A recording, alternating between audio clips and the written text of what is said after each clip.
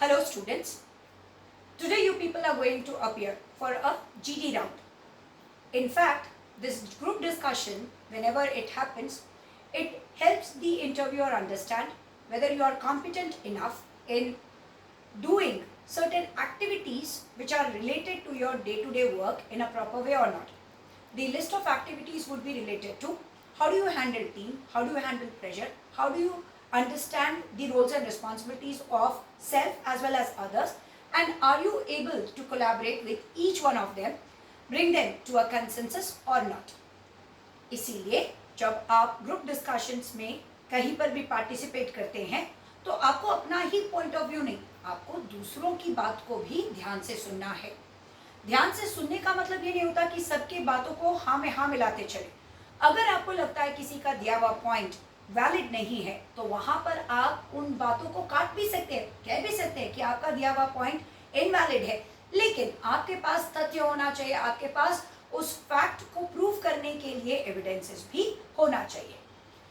लेकिन जब हम वर्चुअल ग्रुप डिस्कशन की बात करेंगे तो पहला चीज, वर्चुअल ग्रुप डिस्कशन में आपको पॉज को इराडिकेट करना है. वहां पर आपको देखना है कि किसी भी तरह का पॉजेस नहीं होना चाहिए. अगर कोई व्यक्ति नहीं बोल रहा है तो आप देखेंगे एक आइकन होता है जहां पर रेज हैंड का सिंबल होता है, तो वहां पर आप रेज हैंड कीजिए ताकि आप ये बता सके कि मैं रेडी हूं अपने पॉइंट ऑफ व्यू को प्रेजेंट करने के लिए. अगर आप कुछ कोट करना चाह रहे हैं, चैट बॉक्स का आप यूज कर सकते हैं, साथ ही आप रेज हैंड का बटन ऑन कर सकते हैं. ये याद रखना है, जैसे ही आपको बोलने का मौका दिया जाए, अगर आपने अपने मौके को यूज किया और आपने अपना पॉइंट ऑफ व्यू प्रेजेंट कर लिया तो फिर रेज जो आपने हैंड किया उसको लो डाउन भी करना आपकी रिस्पॉन्सिबिलिटी होगी. बीच में कहीं पर बातों को ना काटे. हर एक व्यक्ति गलत ही बोल रहा है ये भी आपको ध्यान रखना है, ये नहीं होता है. सबके पॉइंट ऑफ व्यूज अलग होते हैं क्योंकि ये टीम नहीं है, ये ग्रुप है. टीम का मिशन और विजन एक हो सकता है, ग्रुप का मिशन और विजन अलग अलग हो सकते हैं. तो इसीलिए सभी के बातों को सुनना उतना ही इम्पोर्टेंट है.